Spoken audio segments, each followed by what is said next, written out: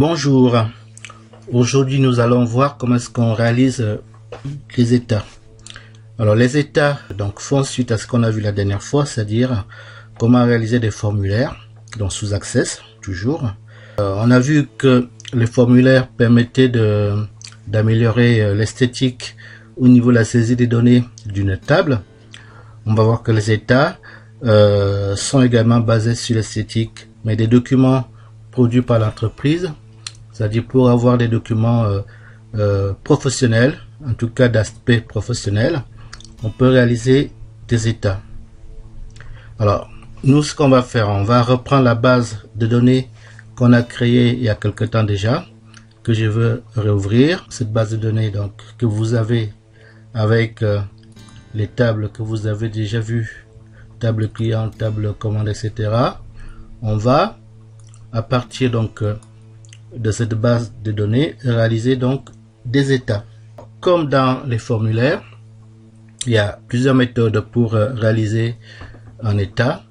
On va commencer par la méthode la plus simple, c'est-à-dire le mode dit instantané, et on va l'appliquer sur, par exemple, la table client. Donc pour réaliser un état à mode instantané, on va choisir la table concernée. Par exemple ici, c'est la table client. On va se mettre donc ici sur le ruban à créer et on va tout simplement cliquer sur état qui est ici. En cliquant sur état, on obtient donc ceci qui est un état de la table client avec ici donc client avec tous les champs dans de cette table, le contenu, la date, etc. Donc ça vous donne déjà quelque chose qui peut être imprimé et puis donné sous forme d'un document plus esthétique qu'une par exemple une simple table. Voilà. Je ferme donc cet état pour lui donner un nom. Donc on va l'enregistrer. Par exemple, je vais l'appeler état en mode instantané. Donc état en mode instantané. Je l'enregistre donc, je fais OK. Et on peut ici, vous voyez, donc en appuyant là, aller chercher dans les états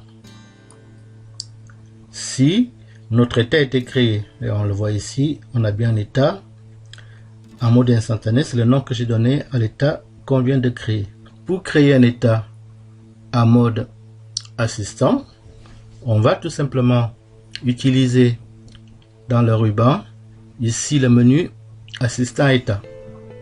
Donc en cliquant dessus assistant état, on va tomber sur cette fenêtre qui va nous indiquer enfin le pas à pas qu'il faut suivre pour réaliser un état avec l'assistant. La première chose à faire, c'est d'indiquer la table ou la requête, enfin l'élément pour lequel on veut réaliser un état.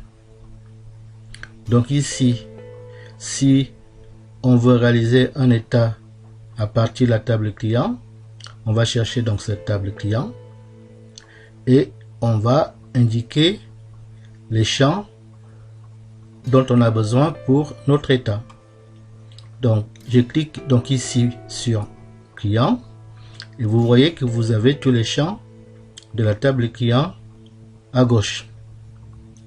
Si je veux que tous ces champs apparaissent dans mon état, je vais cliquer ici. Vous vous rappelez qu'on peut mettre un champ après un autre en cliquant ici, ou alors mettre tous les champs comme je vais le faire en cliquant sur cette double flèche. Une fois qu'on a indiqué les champs concernés, on mettra donc suivant. Donc une fois arrivé sur cette fenêtre, on va choisir le niveau de regroupement à savoir est-ce qu'on va regrouper dans notre état les champs en fonction du nom, en fonction de la ville, en fonction d'un titre, etc. Dans mon exemple, je vais choisir de regrouper mes clients selon leur ville. Donc je clique ici sur la ville et j'indique avec cette flèche que mon regroupement va se faire à partir de la ville. Donc j'aurai pour chaque ville les champs concernant le numéro du client, le titre, le nom, etc. Je clique sur suivant. Ensuite, je peux me dire que à l'intérieur donc des villes, je vais classer mes clients dans un ordre alphabétique, par exemple selon le nom du client.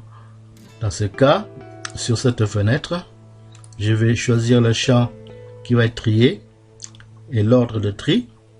Donc là, je décide de classer mes clients dans l'ordre croissant des noms. Donc, je choisirai ici nom client. J'ai déjà ici un choix croissant. Si j'avais une autre précision de tri, je l'aurais fait ici.